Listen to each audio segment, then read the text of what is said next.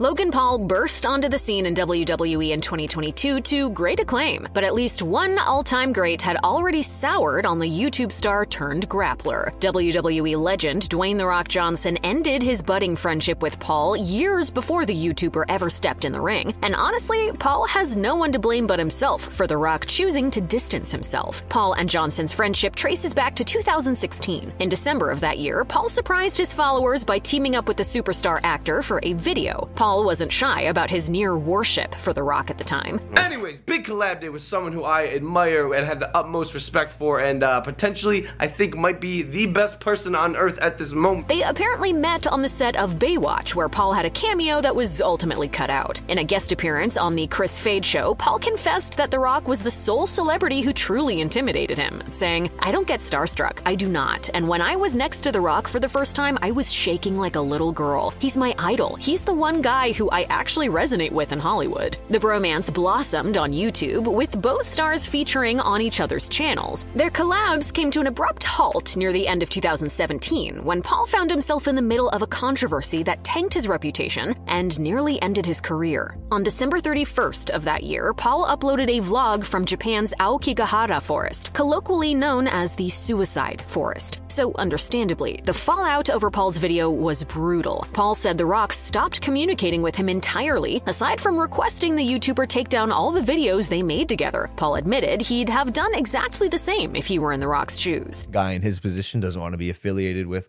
a person who did something as reprehensible as that. Those videos seem to have gone back up on Paul's channel at some point, and there may be a chance of patching up the relationship yet. On the True Geordie podcast in June 2022, not long after his WWE debut, Paul said Johnson attempted to reach out to him on social media, though they didn't actually make a connection. Paul admitted at the time that he was at a loss about how to re-engage with his once idol. I've wanted to have a conversation with him about it. I didn't know what to say. When Paul appeared on In Depth with Graham Benzinger in March 2024, he provided a further update. He said Johnson left him a voice memo saying he enjoyed Paul's "Monkey Took My Prime" video. "That's funny, man.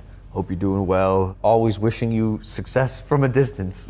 But there's less distance between the two now than there was. Now that he's a member of the board of WWE parent company TKO, Johnson is kind of Paul's boss. The final boss, even.